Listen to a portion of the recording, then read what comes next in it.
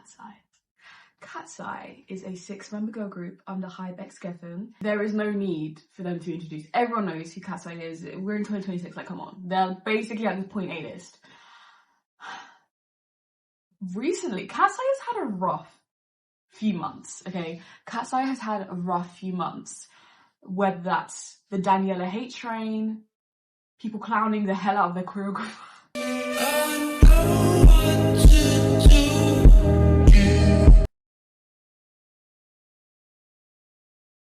People clowning the hell out of Grant Gilmore will just never fail to, like, kill me. Oh, bless him. Anyways, Manon Hiatus. There's just so many things that have happened the past few months. I think it just needs to be discussed. So Katseye fans, 80% of the fan base is cringe children. Go to any Katseye comment section, the comments are just filled with like 11, 10-year-olds spamming the same unfunny jokes. And it just is like, I wouldn't go as far as to say that I'm personally an icon. I think I'm a Katseye enjoyer. Like, you know, like when you're a fan of something, you're not a fan enough to say I'm part of the fandom. I just enjoy this person. But it's not even like I necessarily enjoy their music. I think I just enjoy Katseye like as a group. Like, I've watched Dream Academy, I'll watch any music video, I'll listen to a song, but their songs aren't gonna go on my playlist that I listen to every single day. Like, no, like, I'm sorry. We'll talk about the music later and my opinion on the music, but for now I'm just gonna say I enjoy them more as a group. I like the dances, I like the outfits, I like the visual, I like everything apart from the music. I like everything apart from music. I wouldn't say I'm a part of the fandom, but what I have seen of the fandom, it's literal children. Like, it's literal children spamming unfunny jokes in comment sections. Like, a Katseye comment section is like my version of hell. It's either, we want Manon, we hate Daniela, or it's like, cringy fans commenting, oh, like for Megan, like for Yunche. Like, okay, like, and it's like, you see these are literal children, like, guys. And there's nothing wrong with like being a child and being a fan of Katseye, but I think that's another reason why people just don't like Katseye, because most of the fans who actually identify as icons are cringy children. Yeah, I just think it's annoying, and it just makes it less enjoyable. I think one side of the fandom is like cringy children, and another side of the fandom doesn't even like Katseye. The other side of the fandom are people who just comment. I don't even think this is like a fandom thing. I think it's just like haters commenting, oh, we don't want you guys, we want Manon. Where's Manon? Where's Manon? You can't say Katseye is 6 and then dismiss the other 5 members, because now you're making Katseye 1. Is Katseye 1 or 6? Is Katseye Manon and friends? Is Katseye Manon and friends? Or is Katseye Manon, Daniela, Lara, Yunche, Sophie and Megan? I don't understand. Imagine being in a girl group and one of your like members goes on hiatus and everyone all of a sudden hates you guys. I understand why people are mad, because seeing Manon liking Instagram posts talking about black people being mistreated in girl groups, it's clearly not her fault as to why she's being put on hiatus, because I don't think she would voluntarily want to go on hiatus when she was literally like apparently looking forward to performing at Coachella. So what could have possibly happened to her? It's clearly like a label thing. It's clearly the people at Geffen are probably just like, there's something went wrong there. But that's the thing. That doesn't mean you should be commenting. If it's a comment of like, oh, targeted at Hype, saying, oh, where's Manon? What's going on? You know, like, even though I think it's their business, this is someone's life. This is Manon's life here. Like, this is not just, you know.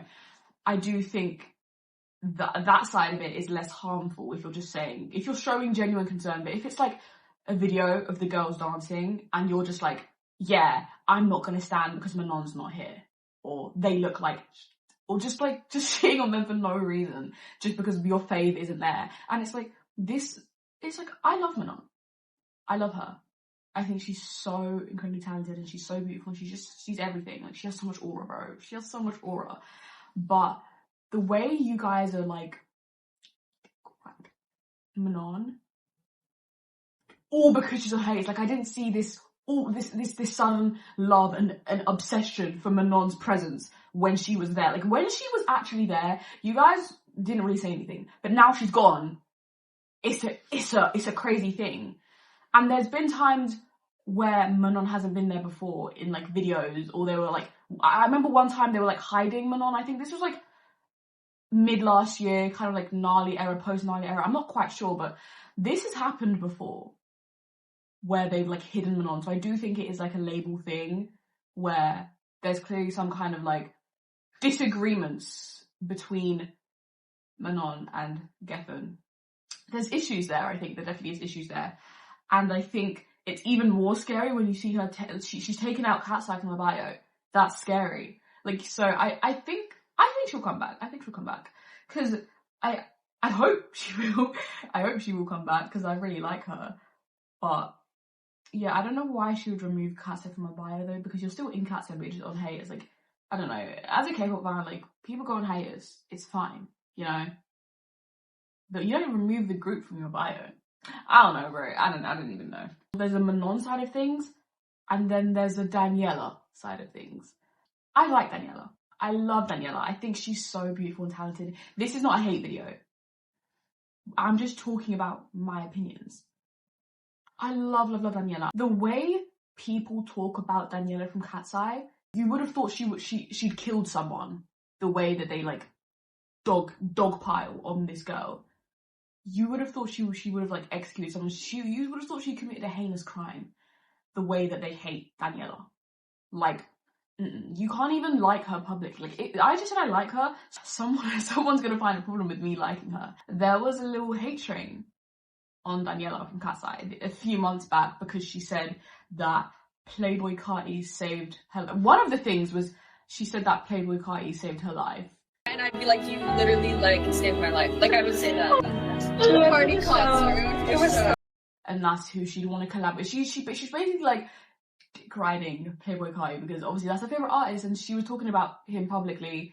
And if you didn't know, I didn't even know this until the whole Daniela thing came up. Playboy Carti he's abusive. He's abusive towards women. And I actually didn't know this. I don't listen to him. I listened to like a few of his songs, but I didn't know he was an abuser. Like, I literally had no idea. I knew he was like a deadbeat. Because I knew he was a deadbeat. Because I swear he has like a child with Iggy Azalea, and he's like a deadbeat. I don't know. Yeah, so she's obviously now gone and said that she loves Playboy Carti, and like that's her dream collab, and that's her role model, and that's her idol, and stuff like that. And people are now saying, oh, you support domestic abuse. You love a domestic abuser.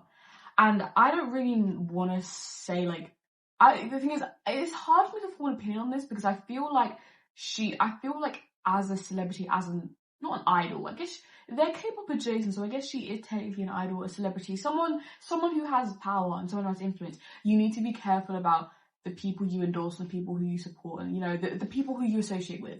And I think she should have been more careful to really be like, is this a person I should be like glazing publicly, given their background? And she claimed that she didn't know, and, you know, separate the art from the artist. She claimed that, and I do agree. I do think that, you know, separate the art from the artist. I don't think just because she listens to him and is a big fan of him doesn't mean that she supports any kind of abuse. I don't think that. So I think it was wrong. I think I do think she should have been held accountable, and I do think people should have questioned her on that and been like, well, that person's done that, so why, you know, did you not know that?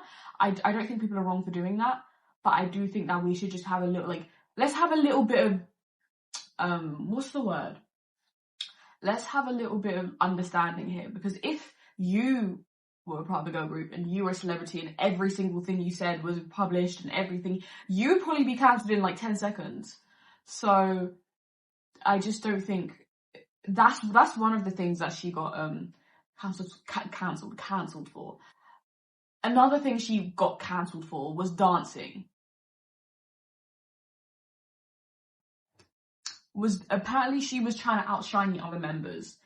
Now, I don't agree with this. Okay, I don't agree with this. I don't know what you guys want to say. I don't agree with it. I think that that's just the way she dances. If you've been History Dream Academy, if you watch Dream Academy, you know that Daniela is a dancer. She's been dancing since she was literally like a baby. So I just don't understand. Do you guys want her to like change her style of dancing to fit the group? Because the way she dances does fit the group. If you watch them in performances, she doesn't. I think there's a few where, okay, she'll do a little bit too much. Like, okay, I get it. I can see why people were like, girl, what are you doing? But for the most part, I don't think there was anything wrong with the way that she was dancing. I think people are just like really just being very nitpicky with Daniela. I don't think there's anything inherently wrong with it. I do think, yeah, sometimes she look a little goofy, but who's never looked a little goofy in their life before? Like, I don't think it's a thing where she's trying to like outshine other members or like do too much. I don't think it's an intentional thing, basically. I really like, that's what first drew me to Daniela. I thought she was a really good dancer, and I really liked the way she danced. So maybe I'm biased, I don't know, but yeah, that's another thing people tried to counter her for. And the third thing that people tried to counter her for was her, like, this one's so funny to me, is her, like, claiming every race, or claiming every nationality, like, and this was actually so funny. There's this video of her being like, yeah, my name's not Daniela, it's Daniela. My name is, like, a Spanish name, that's why it has one L. If it were to have two L's, it would be Daniela, but my name is actually Daniela, because there's one L. It's like, I see where you guys are coming from with that one, but yeah, I feel like that's another thing where it's like, I don't even have an opinion on it. Like, I just think it's just so dumb, and like, I think it's funny too. I think it's really funny. I think it's funny. I don't even know where she's actually from. Where is she from? She is white Latina. She's of mixed heritage, of Cuban, Venezuelan descent. Her background includes European roots, specifically German, Italian, and Spanish ancestry.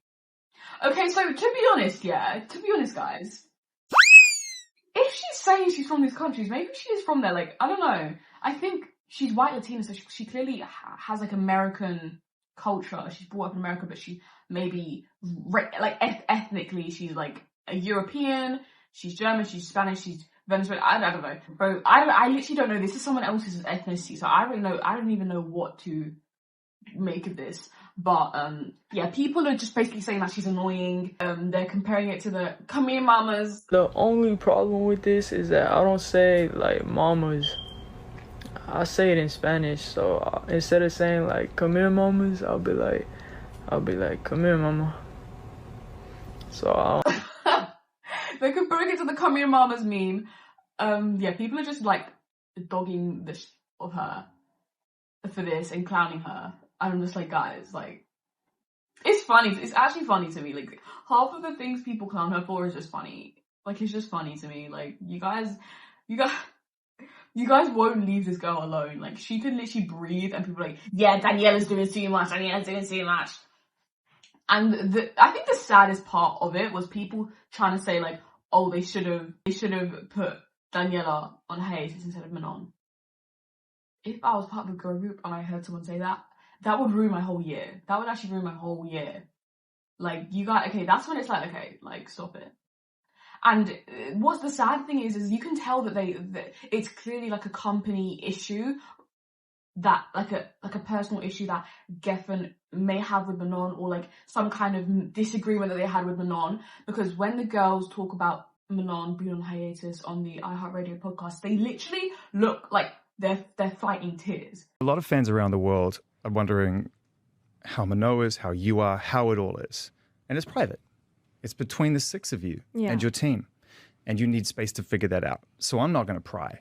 But this is an opportunity live on radio around the world for you to tell people how you feel, how the band feels right now going into this weekend. If nothing else, just to give people an insight into what the spirit of Katseye is right now, rather than just leave it hanging in the air for everybody to jabber on the internet about. For sure. I'd say that we've been very, very focused on Coachella. You know, we also just came back from our Latin America tour. Yeah. And so just like anything, we just want to work as hard as we can for the fans and to keep showing up for them, no matter what situation we're in. And I think the fans have known that about Katseye ever since we debuted, is that no matter what the situation is, if we can pull up, we're gonna show up for you guys.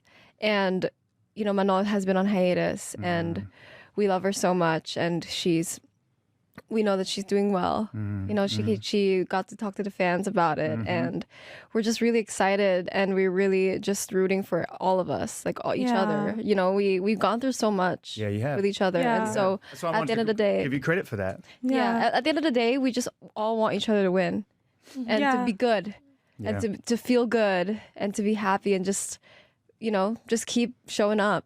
Yeah, I think we want to keep being there. We also want to say, like, she's our sister forever. Oh, you know what I mean? Like, we love her so much, and like we built this together. So we just want to give her all the space. So they clearly are very close knit, and they're very, you know, people are trying to say they left out Manon, they bullied Manon. Guys, stop. Like, literally just stop. Like, we actually don't know what's going on here. We don't know what's going on here. So we need to stop. Again, the whole we need Manon is just very dismissive and rude. Stop it. Grant Gilmore. Now, I watched Dream Academy, so I know Grant and Sohei, they're so, oh my god, they're so kind. I love the way they dance. When I first, you know what, I had first followed Grant Gilmore, and I knew of him, and I saw the videos of him dancing. And when I first saw them, this is not when it started getting, like, he started getting clowned on Twitter and TikTok. This was literally, like, months before this whole, like, hate train of Grant started. I was like, I watched it, and I was like, oh, I've never seen someone dance like that, but I'm intrigued. Show me more. And I scrolled through his whole account, and I saw all the dances. I was like, okay, period, kind of like, period, like. So I never thought badly of it, and then that fateful day that first post came up on my timeline on Twitter of people clowning Grant Gilmore. I'll never forget that day, like, bro, oh my god, people were actually clowning the absolute out of this man. Like, they won't leave him alone. And you know what my opinion is on it? I just think that, I think he's very talented. If you watch any Katseye choreography, and if you've seen any video of him, like, coming up with the choreography, he is very, very skilled and very talented. I think he's amazing at his job. The way he dances, like, personally, it's interesting. It's interesting. It's definitely a style of dance. It's definitely a style. Like, I don't think there's anything wrong with it. I think it's interesting. I think you don't see someone dance like that a lot. You definitely don't see that a lot. So I think it's definitely interesting to see and interesting to watch. But I just think he shouldn't let people, like, you know, bring him down or tear his dream down, because he's clearly made it. He's literally choreographing for, like, the biggest girl group in the world right now. So he's clearly doing something right. Yeah, I just think it's just the funniest thing ever. Like, you guys will not leave him alone. Like, oh my god.